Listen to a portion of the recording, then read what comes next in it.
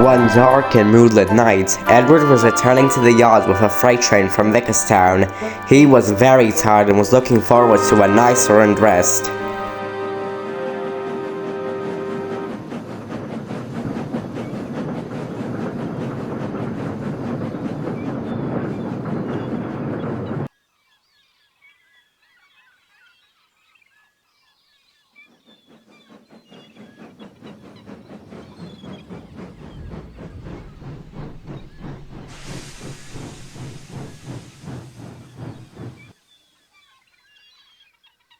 He was just about to leave for the sheds when he saw a very unexpected engine in the yards.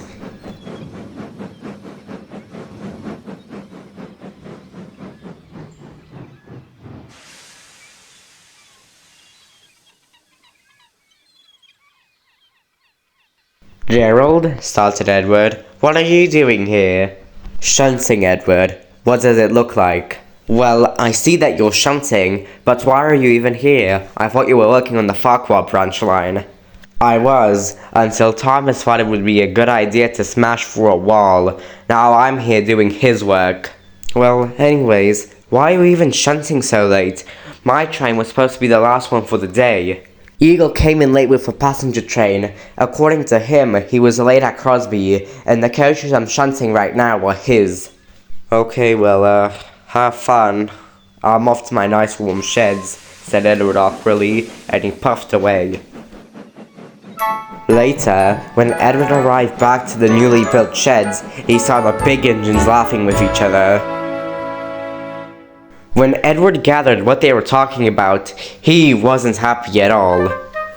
"Are you guys still seriously banging on about Thomas's accident? It happened almost 3 days ago. Give it a rest already," fumed Edward. "Watch your tone, little Edward," and we're rightfully laughing at him. "Did you hear what he called me at the station?" "And," continued Rugby, "the accident was hilarious. Imagine crashing through a shed wall. My goodness, you would never see that with me." Edward just gave an angry sigh. He was too tired and quite frankly too old to deal with this, so he chose not to say anything else. Thankfully, the others were doing it for him. First, Eagle spoke. "You're right there, Rugby," said Eagle. "We would never see you crashing through a shed wall, but we might see much worse." "Eagle is right," said Colin.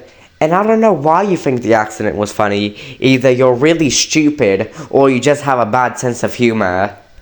"My sense of humor is all right, you little rugrat," snapped Rugby. "And you little engines are so defensive.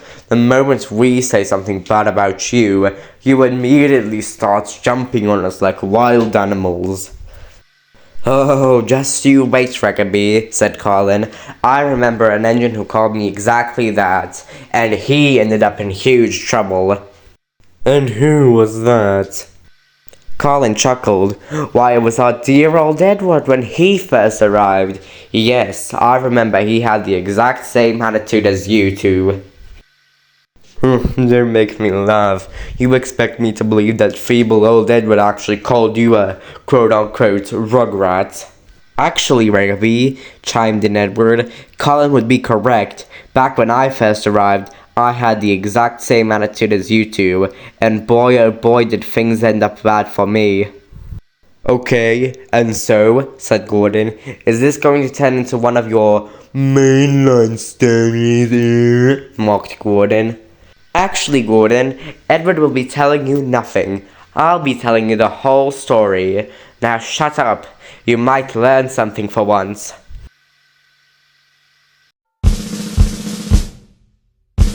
Before the Northwestern Railway came of age, there was 3 railways on the island: the Tidmouth and Elsbridge Light Railway, the Sauter and Beamland Railway, and the Wellworth and Suttery Railway.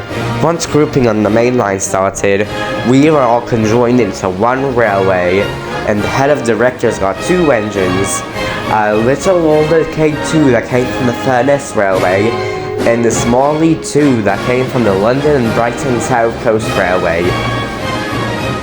The K2 was called Edward, and he would run express trains up and down the main line every day all into the night.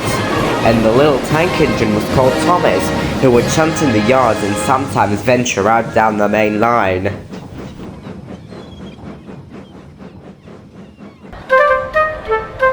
Whenever Thomas was too busy, I would be called down to Napa from the Wellsworth and Sutterby line to shunt in the yards, and oftentimes I would have to shunt Edward's Express, and we hated each other.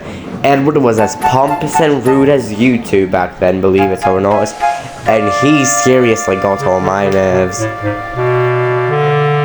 Even when I wasn't shunting in the yards, we would see each other at Wellsworth whenever he passed by, and we would snarl rude comments and insults to each other. And almost every evening, I would be complaining to Adam and Lily about my troubles with Edward. To quote them, they got tired of my nonsense. One day, Thomas was busy elsewhere, so of course, I was called down to shunt at the yards, and of course, I had to get Edward's train ready, and I was not happy one bit. And once I arrived to the platform with the coaches, Edward greeted me with a snood remark, saying that if I didn't hurry, that he would be late. Of course, I wasn't happy when I heard this, so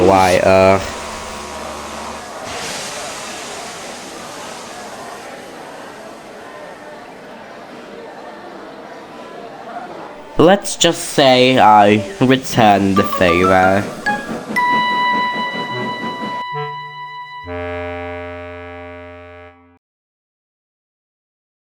Later, I was pulling a small freight train to Wellsworth. I was still a bit grumpy about the whole Edward dilemma, and was not focusing on what I was doing.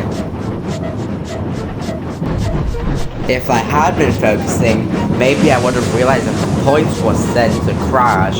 You see, there are these points along the main line that are used for runaways to derail them.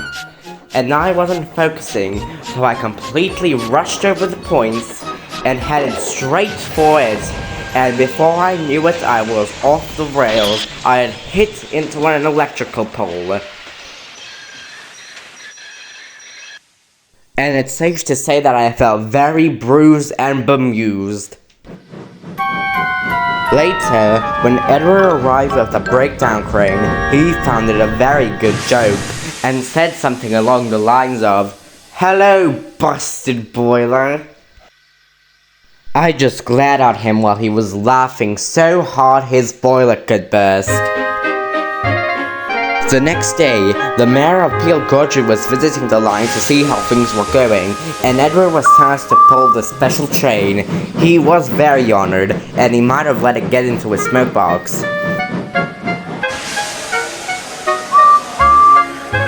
Soon enough, Edward was coupled up to his coaches and he departed from Knapford.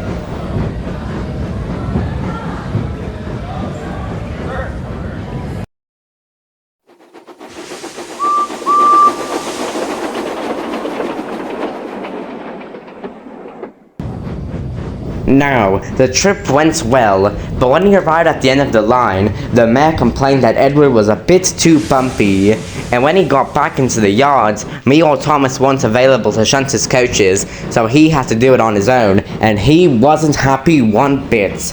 Having to shunt his own coaches and coupled with the rude remark the mayor made, Edward was fuming and wasn't paying attention to what he was doing, until he heard a loud crash. Edward immediately stopped and looked to see what had happened. Edward was not paying attention and he crashed one of his coaches off the rails and into one of the station yard buildings. Soon after, I arrived back to the yards with the breakdown crane to help Edward, and boy oh boy did I rip onto him.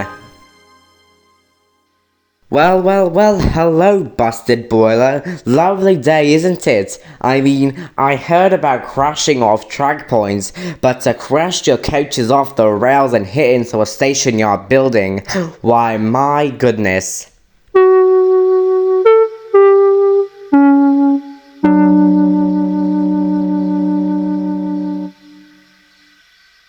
Oh, well, the accident wasn't entirely your fault. And also, maybe not tomorrow, maybe not today, but one day I can see you becoming a fine and well-respected engine. You just need to work on your attitude towards others. What? What do you mean? Why are you being so nice to me after I was so rude and disrespectful towards you? Well, as I like to sometimes say, one small gesture at a time, it will go far. And that one small gesture went very far. Now, nowadays, you might not see Edward pull glamorous express trains anymore, but he looks just as grand with smelly old trucks as he did with the Premier Express train. And that, my friends, is a lesson to remember.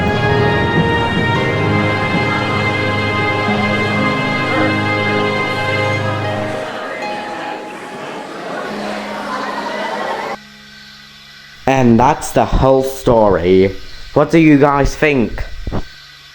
Although you never touched on it when Edward called you a rugrat, the story was quite charming. Hey Eagle, you worked with Edward on the Furnace Railway, didn't you? You got any interesting stories? Yes, I very much do. A lot has happened on the old FR.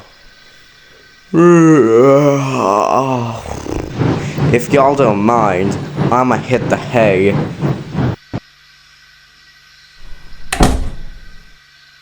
Oh well, the old engine's tired. What do you think, Ed? Oh.